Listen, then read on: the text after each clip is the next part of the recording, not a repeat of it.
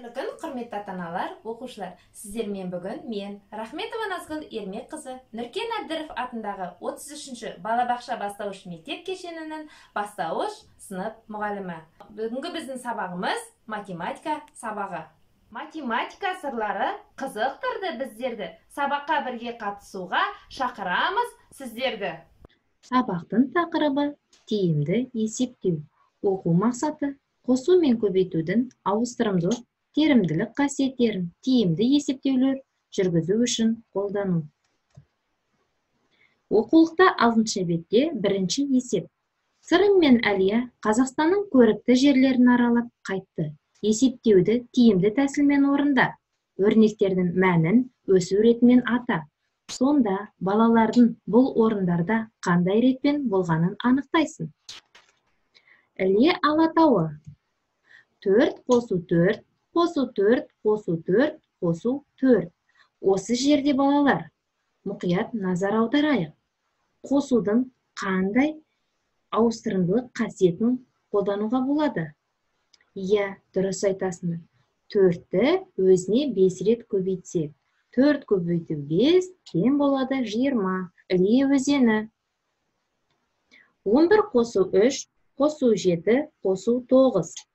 Бұл жерде қосудың тиімді есептеу үшін 11 қосу 9, қосу 3, қосу 7 тең болады 30 деп аламыз. Көлсай. 31 қосу 19, қосу 14, қосу 36.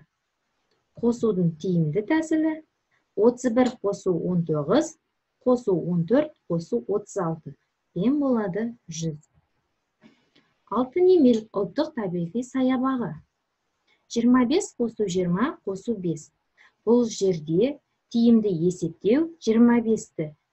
25 қосу 5, қосу 20. Тең болады 50. Алакөл.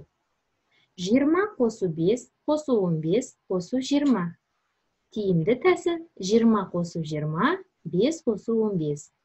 Жауабы 60. Қатон-Қарағай. 21 қосу 24, қосу 19, қосу 16. Тиімді есептеу 21 қосу 9, қосу 24, қосу 16. Жауабы 70. Келесі, Бұқтырма өзені. 18 қосу 23, қосу 22, қосу 17. Тиімді есептеу 18 қосу 22, 23 қосу 17. Жауабы 80.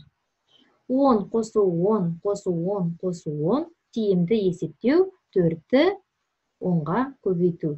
4-ті 10-ға көбейткенде 40 шығады. Жарайсыңдар. Келесі, Бурабай. 52 қосу 17, қосу 18, қосу 3.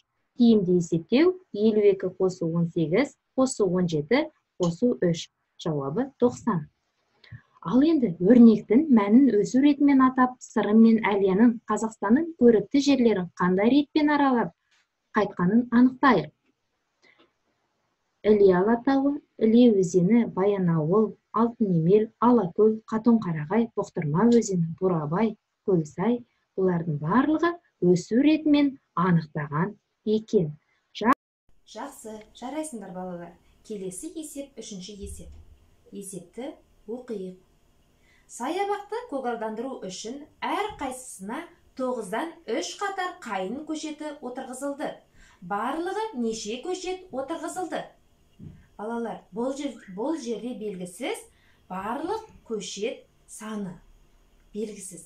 Ендеше есепті шығару үшін ең алдымен есептің қысқаша шартын жазып алайық. Бізге белгілі бұл жерде көшеттің қатары, көшет қатары 9. Көшет қатары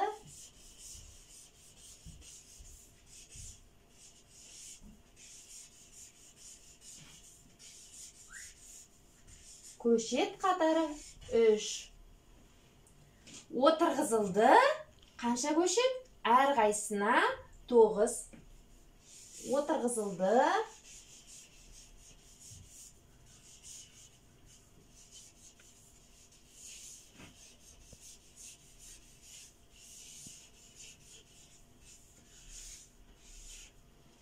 Белгісіз барлығы қанша көшет?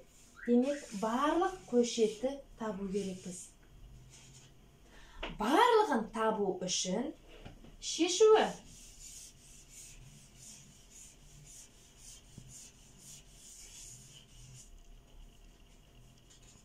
Бұл есепті шығару үшін ең тиімдісі әрине ол көбейту амалын қолдану. Демек, 3-ті 9-ға көбейтеміз. 3-ті 9-ға көбейткенде қанша шығады? Дұрыс айтасыңдар, 27. Демек, жауабы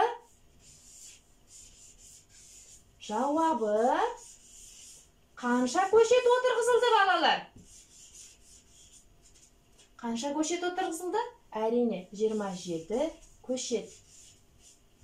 27 көшет отырғызылды. Кері есеп дегеніміз амалға қолданылған кері амал. Бұл есепте біз көбейту амалын қолдандық. Демек, көбейту амалына кері амал ол әрине бөлу амалы. Кері есептің шарты және сұрақ жауабы өзгеруі мүмкін. Барлығы 27 көшет. Көшет қатары 3.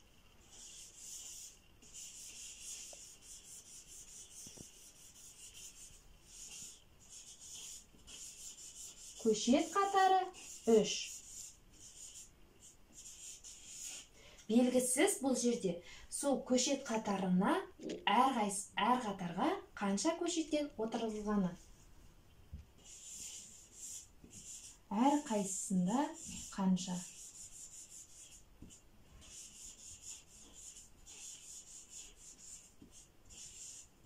Қанша көшет отырғызылды.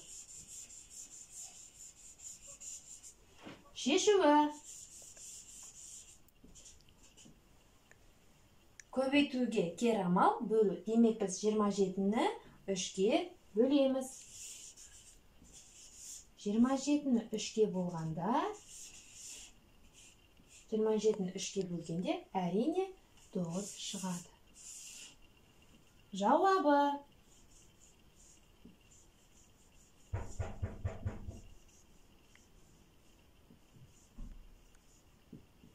Отырғызылған 9 көшеттен әр қатарға 9 көшеттен отырғызылды. Кері есеп дегеніміз амалға қолданылған кері амал. Бұл жерде қандай қосу амалын қолдансақ, оған кері амал әрине азайту амалы. Берілген қайын 9 көшет, емен 6 көшет және 8, терек 8 көшет. Белгісіз шыршаның қанша екені.